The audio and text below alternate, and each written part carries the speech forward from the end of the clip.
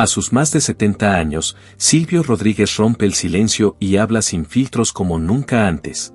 Por primera vez, el trovador más emblemático de Cuba confiesa la verdad sobre su turbulenta relación con Pablo Milanés, las diferencias que lo separaron para siempre y lo que sintió tras su muerte. Pero eso no es todo. También se atreve a revelar lo que realmente pensaba de Fidel Castro y cómo ve hoy la Cuba que ayudó a construir con sus canciones. Sus palabras han causado impacto, dolor y polémica. Porque cuando un mito como Silvio habla, el silencio del pueblo se convierte en eco. Nací en San Antonio de los Baños, un pueblito humilde del sur de La Habana, el 29 de noviembre de 1946. Vengo de una familia campesina sencilla, de esas donde la vida se aprende más con el ejemplo que con los libros. Mi padre, Víctor Dagoberto, era un hombre de campo, trabajador, poeta sin saberlo. Y mi madre, Argelia, tenía una voz preciosa, cantaba mientras cocinaba, y quizás ahí empezó todo. Yo no sabía que algún día iba a vivir de la música, pero sí sabía que las canciones podían cambiar el estado del alma, podían aliviar, podían curar. A los 5 años nos mudamos a La Habana. Yo era un niño tímido, observador, que ya comenzaba a escribir pequeñas cosas que no entendía bien, pero que sentía muy profundamente. Estudié un poco de piano, más por insistencia familiar que por vocación, hasta que encontré la guitarra. Ahí fue cuando descubrí que podía decir con acordes lo que no podía explicar con palabras. Con los años, vino la revolución y también esa explosión de esperanza que nos atravesó a todos. Muchos de nosotros creímos sinceramente que estábamos construyendo un país más justo, más humano, más libre. Y fue en ese contexto donde nació la nueva trova. No éramos solo músicos, éramos cronistas de una época, jóvenes con guitarra que querían transformar el mundo con canciones. Pablo Milanés, Noel Nicola, Vicente Feliú y yo compartíamos esa ilusión. Pablo era como un hermano, discutíamos mucho, éramos distintos, pero nos unía el amor por la verdad. Con los años, nuestras visiones se separaron. Él comenzó a decir en voz alta cosas que muchos callábamos. Yo lo entendía. Cuba se había vuelto un tema complejo, y ser sincero tenía un costo. Pero nunca dejé de respetarlo, ni de admirarlo. Su voz fue una de las más grandes que ha parido esta tierra. Con Fidel tuve una relación llena de matices. No puedo negar que fue un hombre que marcó mi vida. Lo admiré, discutí con él, discrepé en silencio y, a veces, en voz baja. Había un ideal, una utopía que se nos fue escapando entre los dedos. Yo sigo creyendo en los valores humanos que inspiraron aquella revolución, pero también he aprendido que los sueños, cuando se imponen, pueden volverse pesadillas. Hoy miro a Cuba con tristeza, pero también con amor. No soy de los que reniegan de su historia. He visto demasiado dolor, demasiada escasez, demasiada emigración. Y sin embargo, cada vez que canto, siento que la isla sigue viva dentro de mí. Cantar por Cuba es mi forma de resistir, aunque duela, aunque a veces no esté de acuerdo con todo lo que sucede. A esta altura de mi vida, no tengo miedo de decir lo que pienso. No busco héroes ni culpables. Solo intento entender. Porque si algo he aprendido después de tantos años es que la música, cuando es honesta, puede decir lo que la política no se atreve. Yo siempre fui un muchacho callado, más de observar que de hablar. Me gustaba entender las cosas, no solo oírlas. De niño aprendí rápido el lenguaje de la música, y eso me cambió la vida. Cuando tenía que estudiar teoría y solfeo, sentía que cada nota era como un secreto que alguien me estaba revelando al oído. Me esforcé tanto, que terminé sacando la máxima calificación. Pero justo cuando parecía que todo empezaba a tener sentido, la vida decidió cambiarme los acordes. Mis padres se separaron, y con eso se rompió también mi mundo. Volví con mi madre a San Antonio de los Baños, a esa tierra donde el sol cae distinto y donde uno aprende que el silencio también habla. Tuve que abandonar el piano, y con él, una parte de mi infancia. A veces pienso que todo artista necesita una herida para escribir su primera canción, y aquella fue la mía. Pasaron los años, y un día, casi por casualidad, la música volvió a cruzarse en mi camino. Fue una tarde de 1967. Un amigo me llevó a la casa de una muchacha llamada Belinda Romeo. Tenía solo 17 años, pero una sensibilidad que desarmaba. Ella tocaba la guitarra y escribía canciones con una naturalidad que me dejó sin aliento. Cuando me pidió que cantara algo, no sabía qué hacer. Terminé cantando 7 canciones seguidas. 7. Como si me estuviera vaciando el alma. Entonces salió su padre de una habitación y me quedé helado. Era Mario Romeo, un músico reconocido en La Habana. Yo no lo sabía. Me miró en silencio y me dijo, tienes algo, muchacho. No lo arruines. Aquel día cambió mi destino. Mario me ayudó a dar mis primeros pasos, me hizo arreglos musicales y me consiguió mis primeras presentaciones en televisión. Nunca olvidaré la primera vez que subí a un escenario, 13 de junio de 1967, apenas un día después de terminar el servicio militar. Me temblaban las manos, pero canté. Y cuando terminé, supe que ya no había vuelta atrás. Canté Sueño del Colgado y El Árbol y Quédate. 2 canciones sencillas, pero llenas de todo lo que yo era. Desde entonces comencé a presentarme solo, guitarra en mano, cantando temas de César Portillo de la Luz y descubriendo mi propio lenguaje. Ese mismo año, me invitaron al concierto del primer aniversario de El Caimán Barbudo en el Museo Nacional de Bellas Artes. Allí, entre jóvenes intelectuales, poetas, soñadores y gente con hambre de decir cosas, volví a cantar. Y aquella noche entendí que no era solo música lo que estaba haciendo, era una forma de resistencia, una manera de ponerle voz a toda una generación. Yo no imaginaba que de ahí saldría la nueva trova, ni que años después mis canciones recorrerían el mundo. En aquel entonces solo quería contar historias, hablar del amor, del dolor, de la esperanza. No buscaba fama, buscaba sentido. Y ahora, cuando miro atrás, pienso que todo comenzó aquella tarde, en una casa cualquiera, con una guitarra desafinada y una adolescente que me pidió que cantara. Si ella no hubiera existido, quizás yo tampoco sería el Silvio que todos conocen hoy. Yo nunca busqué la fama.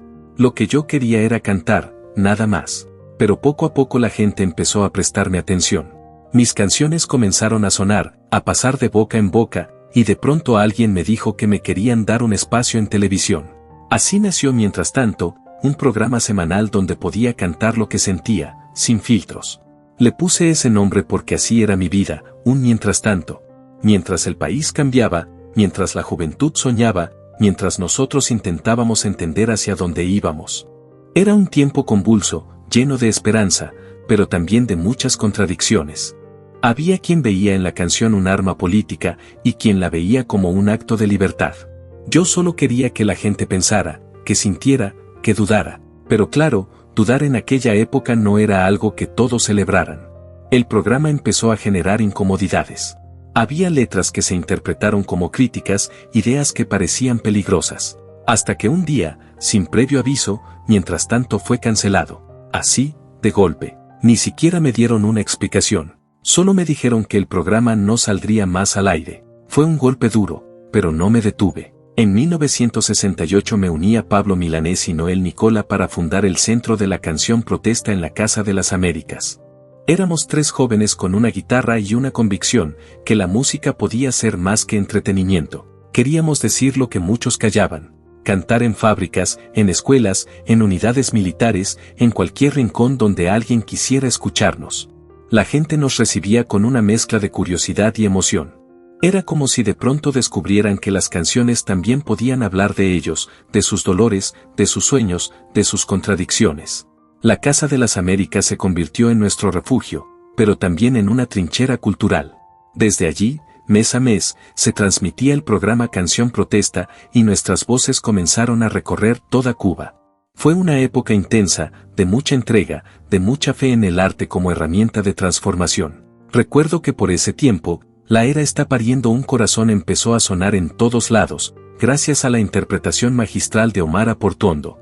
Yo escuchaba su voz y me sorprendía. Esa canción, que había nacido casi en silencio, se convirtió en un himno. Era como si el país entero se reconociera en ella. En 1969 decidí alejarme un poco de todo. Me embarqué en el buque pesquero Playa Girón, de la flota cubana. Fueron 5 meses en alta mar, viviendo con los pescadores, durmiendo en literas, respirando sal y soledad. Fue una experiencia transformadora. No había escenarios, ni luces, ni aplausos. Solo el mar, el cielo, y mis pensamientos. Allí, entre el ruido de las olas y el motor, escribí algunas de las canciones más importantes de mi vida. Ojalá, Te doy una canción, resumen de noticias, nacieron allí, en medio del agua, cuando entendí que no se necesita un público para ser sincero. El mar me enseñó el silencio, y el silencio me enseñó la verdad. Cuando regresé, ya no era el mismo. Había dejado atrás al joven que buscaba ser escuchado, y había nacido el hombre que comprendía que cantar también era un acto de resistencia. Desde entonces supe que mi camino no sería fácil, pero sí honesto. Y eso, para mí, siempre valió más que cualquier reconocimiento. Después del Playa Girón mi vida ya no volvió a ser igual. Empecé a componer de manera diferente, con más profundidad, con más conciencia. Canciones como Resumen de Noticias, Debo Partirme en Dos, Jerusalén Año Cero, Historia de la Silla, nacieron de ese fuego interior que uno carga cuando ha visto demasiado. Cada tema era una pregunta abierta, una forma de enfrentar mis propios demonios y los de mi generación. En aquellos años, la canción política no era solo un género, era casi una responsabilidad. Había que decir lo que muchos pensaban, pero de una manera que no te borraran del mapa. La metáfora era nuestro escudo. En 1972 viajé junto a Eduardo Ramos y Augusto Blanca a Berlín Oriental, representando a Cuba en el tercer Festival Internacional de la Canción Política. Era la primera vez que salía del país con mi guitarra y sentí el peso de llevar conmigo no solo mi música, sino la voz de toda una isla. Recuerdo la frialdad del invierno berlinés, los auditorios llenos. La mezcla de idiomas y la emoción de ver cómo canciones nacidas en un pequeño pueblo de Cuba resonaban entre jóvenes de Europa del Este que hablaban de libertad, justicia y amor. Nos presentábamos en radio, televisión y hasta en la embajada cubana. Era extraño, éramos artistas, pero también embajadores de una ideología, y eso a veces dolía. Porque el arte no entiende de fronteras ni de consignas, y yo ya empezaba a sentir la tensión entre el creador libre y el cantor oficial. Después del festival viajamos a Moscú. Cantar allí fue otra experiencia inolvidable. Los estudiantes cubanos lloraban al escuchar Ojalá y te doy una canción.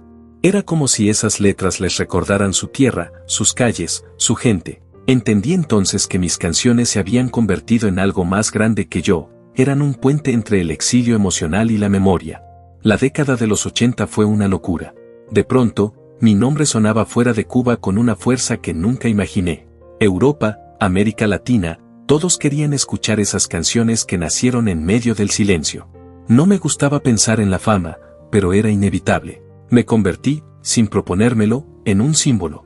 Y con eso vinieron los reconocimientos, el premio Luigi Tenco en Italia, la distinción por la cultura nacional, la medalla Alejo Carpentier, la orden Félix Varela y tantas otras.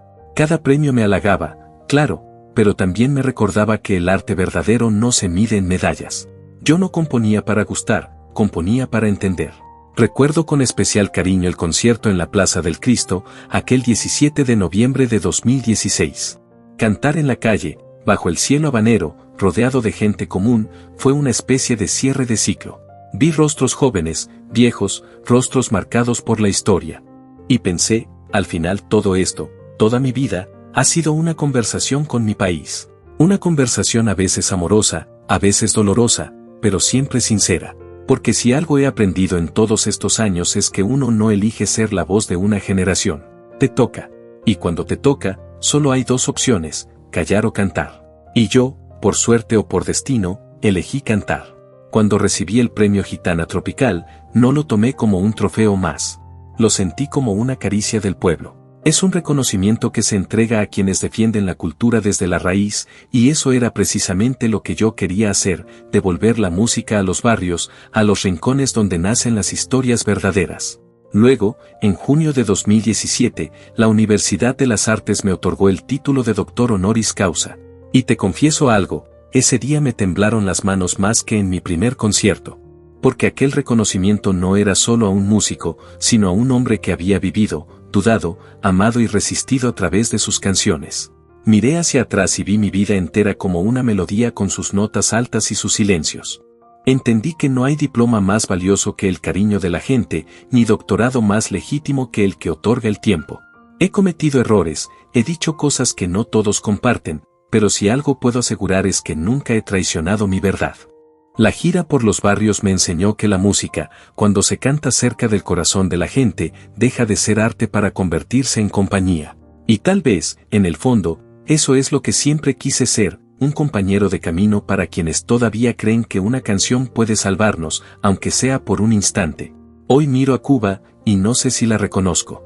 A veces camino por las calles y siento que el país por el que tanto cantamos, por el que tanto soñamos, se nos escapó entre las manos. Veo la tristeza en los rostros, el cansancio, la gente que se va, los jóvenes que ya no creen en nada. Y me duele. Me duele más de lo que cualquiera puede imaginar. Yo fui uno de los que creyó de verdad. Creí en un proyecto, en una idea, en una promesa de justicia que parecía posible. Creí en Fidel. Creí en la palabra revolución como quien cree en un Dios que no se equivoca. Y con los años entendí que la fe sin crítica puede convertirse en ceguera. No me avergüenzo de haber creído, pero sí me duele haber confiado tanto. Pensé que estábamos construyendo un país de hombres libres y terminamos levantando una cárcel del pensamiento. Vi cómo la esperanza se convertía en miedo, cómo el arte se llenaba de consignas, cómo la verdad se cambiaba por silencio. Y yo, que siempre quise cantar la vida, tuve que aprender a cantar entre líneas. A veces me preguntan si me arrepiento. Y sí, me arrepiento. Me arrepiento de haber callado cuando debía hablar, de haber justificado lo injustificable, de haber confundido lealtad con obediencia, de haber creído que la revolución era eterna. Hoy, con los años sobre la espalda, entiendo que ningún ideal vale más que la libertad de un ser humano, que no hay patria posible sin dignidad, que el arte, si no es libre, deja de ser arte. Yo sigo amando a Cuba, pero no a la que nos vendieron, sino a la que resiste, a la que sufre, a la que todavía sueña. Y si algo me queda por decir antes de irme, es esto, que nadie más tenga que cantar con miedo. Que el futuro no se construya con consignas, sino con verdad. Porque el silencio puede ser cómplice, pero una canción, aunque duela, siempre dice la verdad. Déjanos tu opinión en los comentarios, queremos leerte.